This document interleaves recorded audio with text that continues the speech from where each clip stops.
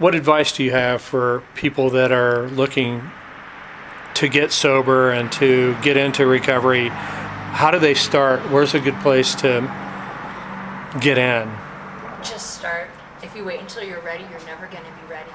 You know, one last time, one more day, a lot of people don't make it past that. So reach out, get involved, stay involved, do the hard things, and just continue to take advice from people, even when it's hard, even when it seems silly. Engage with your community, do what's asked, and do the next right thing. Thanks. Okay, I'm here with Heather Bland at Courage to Change World Headquarters. Heather, tell us about your affiliation with Courage to Change and or your experience with Courage to Change. So I am an alumni. I was a participant in their program in 2020. I had come from Rockville Women's Prison, and I was released directly to Courage to Change. The executive director, Marilyn, gave me an opportunity, and I told her if she gave me that opportunity that I wouldn't let her down. It gave me a place to land. It taught me a lot of skills, life skills beyond just what you get in a normal, sober living environment. She taught me to humble myself, and instead of going for the large steps, take the small steps to get to the larger steps. It created this culture of community that, I had never seen or heard of before, which was amazing. Since then, I've worked at Amethyst House, Indiana Center for Recovery. I work at New Leaf, New Life now, helping people coming from incarceration. And so I work really closely with Courage to Change and would refer anybody there and save my life. All right, and in terms of your recovery kind of overall, does that also include like 12-step programs and other ways to? Absolutely. I have a lot of pathways to recovery. The main one being the 12 steps. It's a solution that's worked for a really long time for a lot of people. So I am a member of a 12-step community. I also do a lot of prayer, meditation, and connection with my community, and do what I can to give back, because I've been taught you only keep what you have by giving it away. I spent a lot of time in the beverage industry, and that's kind of my passion, and that's the business I know really well. I'm also in recovery. And 4 or 5 years ago, I had the idea that, what beverage goes with this recovery world, and coffee's just part of it. It's almost, part of recovery. As a matter of fact, in the literature in AA, it's referred to 6 different times. So coffee's part of getting sober. And so I thought, well, why not try to bring those two things together? I knew a lot about launching beverage products, although they had all been liquid beverages. And I understood that it would be successful in the recovery community, but also what I thought was the model that I wanted to pursue was something like Newman's Own, or maybe like a cross between Newman's Own, which is a philanthropic company that donates all its profits to charitable causes, and like Girl Scout cookies, which is non-profit supporting the Girl Scout organization, this sort of a peer-to-peer model. So it's kind of a blend between those two. Well, I saw the need in Bloomington for halfway houses, and there was only one major halfway house in town, and it was difficult to get into. There's a limited number of beds. And there were a lot of people waiting, and a lot of people with no safe place to go to begin a recovery journey. And having that foundation is critical. So the idea was a small halfway house started up called Courage to Change, and they were struggling. And I thought, well, perhaps we can use profits from this to help support them as they grow and develop. A lot of people, have really crashed hard and don't have a place to live and don't have a job, and probably are alienated from people that might have supported them, and they don't really have any place to turn. And housing is an important part of beginning a recovery journey. And I wanted this to be affordable. I wanted this to be something that people could drink every day, and would appeal to a broad audience. So I kind of scaled back my aspirations and kind of aimed for a Starbucks sort of quality product. And I found a really cool company up in Fort Wayne that's a co-packer for me. So in other words, we developed a blend that we really liked and that I really liked. And it is a high quality European French roast styled coffee, our dark before dawn blend. So I mean, it's kind of playing on the vernacular and recovery, and it is darkest before dawn. And that sort of matched up nicely with a dark roast coffee too. So we kind of stayed with that theme. And so the medium roast is dawn surly light. It's almost like we're moving progressively from dark to light. The next item will be a light roast, which will be called On Awakening. Yeah, well, specifically we're working locally with Courage to Change, which is a halfway house that doesn't receive any other funding than just what they generate themselves, and also the clients pay a little bit of rent to stay there.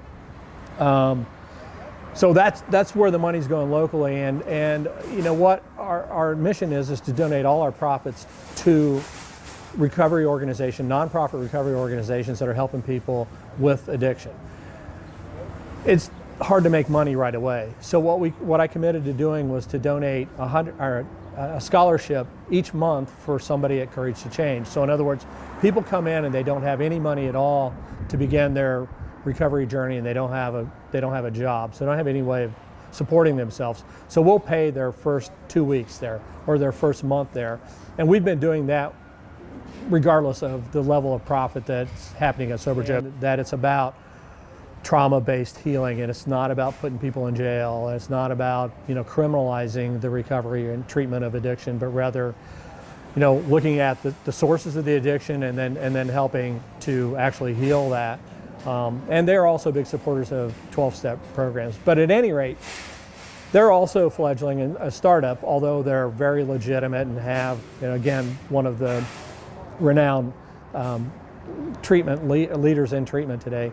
But so the profits from the sales online and the profit from our e-commerce business will go to Compassion for Addiction. It means a lot, and particularly in this town that I've really become vested in. And it's really, I'm part of this community, especially part of the recovery community, and I see the need. And there's so many problems today, and it's easy for people to throw up their hands and say, well, what can I do? And this was one place that I felt really like I could dig in and make a difference. And it really is one person at a time, and we're helping a person at a time, and it adds up. What I want to communicate is that it's a great cause, and I think people recognize that, and people want to try to help. But beyond that, it's not a novelty item. It's not something you buy like Girl Scout cookies and give to somebody else, or eat a box and you're done with them. This is a good everyday drinking coffee, and it's high quality, and you can help every day. And if you wonder how you can help, it's easy enough. You buy our coffee or buy a t-shirt or a hat, and you're contributing to providing a solution in the community. Okay, we're outside the world headquarters of Courage to Change in Bloomington, Indiana, and I'm with Misty. And Misty, can you tell us about Courage to Change and the work they do, and also, your full name and your title there? So my name is Misty James. I'm a women's case manager for Courage to Change Sober Living. I've been involved with Courage to Change since 2019 when I was a client there. I left the program and got into my own housing, and then I joined the board in 2020 and was on the board from 2020 to about 2024 when I actually joined the staff. Courage to Change has 5 houses in Bloomington, 3 men's houses and 2 women's houses. Our capacity with men and women is about 37. Our average length of stay for each client really varies, but around the average is about 9 months. They can stay with us for up to 1 year in our program, and it is a minimum of 90 days. Who do you think is best suited to use Courage to Change, and how do you think that helps a person? And is it a good place to start in a recovery journey?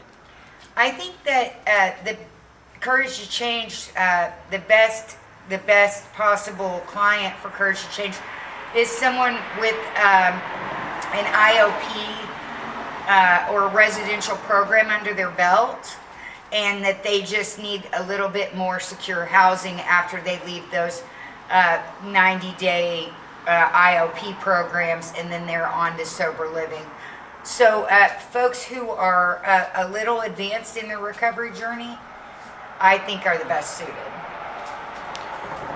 Thanks. And tell us how you ended up at Courage to Change and your kind of backstory about how you became affiliated with them. Yeah, so I was a local homeless, unhoused community member. I was a heroin addict, and I'd been in and out of the jail, the criminal system multiple times, and I was finally afforded an opportunity to do a treatment program. I went to Amethyst House, completed Amethyst House, and I was like, I can't come this far to just come this far. And so I applied to Courage to Change, and I got in there. And at the time that I got into Courage to Change, the program was a 2-year program, and I stayed there for 17 months. All right.